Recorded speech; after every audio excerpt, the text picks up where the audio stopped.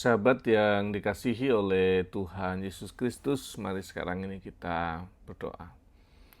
Kami mempersiapkan diri mendengar kebenaran firman-Mu, nyatakanlah kebenaran sabda-Mu kepada kami. Kami mohon dalam nama Bapa, Putra, dan Roh Kudus. Amin. Sabda Tuhan terambil dari Injil Yohanes 13 ayat yang pertama. Sementara itu, sebelum hari raya Paskah mulai, Yesus telah tahu bahwa saatnya sudah tiba untuk beralih dari dunia ini kepada Bapa.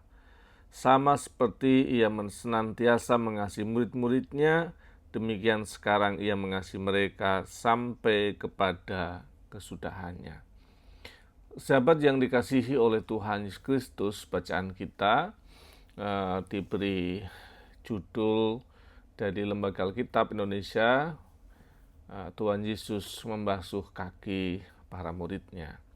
Dan ini bicara tentang teladan, bicara tentang fakta bahwa Tuhan sangat menyayangi manusia. Dan renungan ini sebenarnya adalah bagian dari kita, terutama saya, mengajak setiap sahabat untuk bersyukur. Kenapa? Karena cinta Tuhan tidak didasarkan pada kondisi kita. Dia ada dalam kondisi yang bergantung pada Allah sendiri. Maka Allah yang adalah kasih itu sangat mengasihi kita dan tidak didasarkan pada kondisi kita. Kalau Yesus mengasihi para murid didasarkan pada tingkah laku para murid, maka nggak ada pijakannya, nggak ada dasar yang bisa dipakai. Tetapi kalau Yesus mencintai para murid berdasarkan dirinya, maka Tuhan Yesus punya alasan yang tidak pernah habis untuk mencintai para murid. Itu yang harus kita sadari. Maka yang patut kita miliki adalah rasa syukur, karena cinta Tuhan didasarkan pada dirinya sendiri dan bukan karena pada kondisi hidup kita. Kemudian yang kedua, bicara soal teladan. Tuhan Yesus ketika mencintai para muridnya dilakukan dengan tindakan yang jelas. Dia membasuh kaki supaya memberikan pelajaran kepada para murid untuk punya perilaku yang sama terhadap orang lain. Ketika Tuhan Yesus saja yang adalah guru, Tuhan yang mulia itu bersedia membasuh kaki para murid, maka kita juga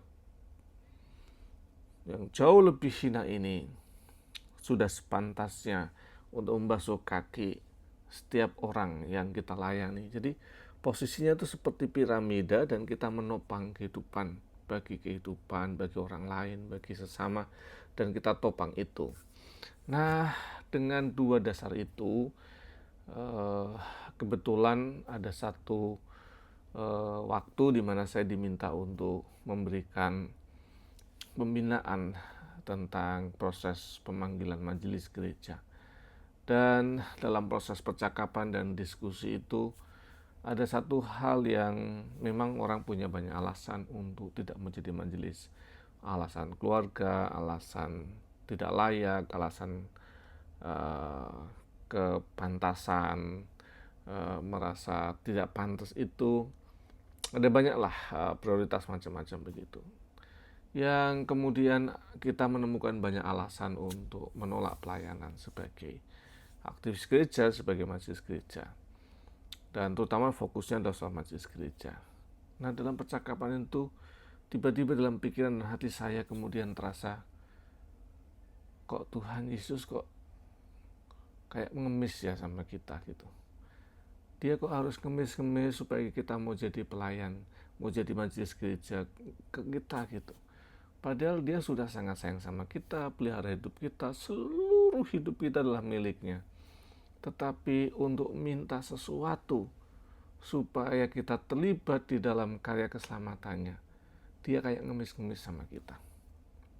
Semoga kita tidak menempatkan Tuhan ngemis sama kita, karena dia punya kuasa, dia punya apapun, termasuk kita adalah miliknya. Maka sambutlah panggilan permintaan pelayanannya dengan sukacita. karena Dia bersedia melibatkan kita dalam karya kasih-Nya untuk dunia ini. Tuhan berkati. Amin. Mari kita berdoa. Bapa kami yang di surga, dikuduskanlah namamu, datanglah kerajaan-Mu, jadilah kehendak-Mu di bumi seperti di surga. Berikanlah kami pada hari ini makanan kami yang secukupnya, dan ampunilah kami akan kesalahan kami, seperti kami juga mengampuni yang bersalah pada kami. Dan janganlah membawa kami dalam cobaan, tapi lepaskanlah kami daripada yang jahat. Karena Engkau yang punya kerajaan dan kuasa dan kemuliaan sampai selama-lamanya. Amin. Tuhan yang penuh kasih, menopang menolong setiap sahabat, dalam nama Bapa, Putra, dan Roh Kudus. Amin.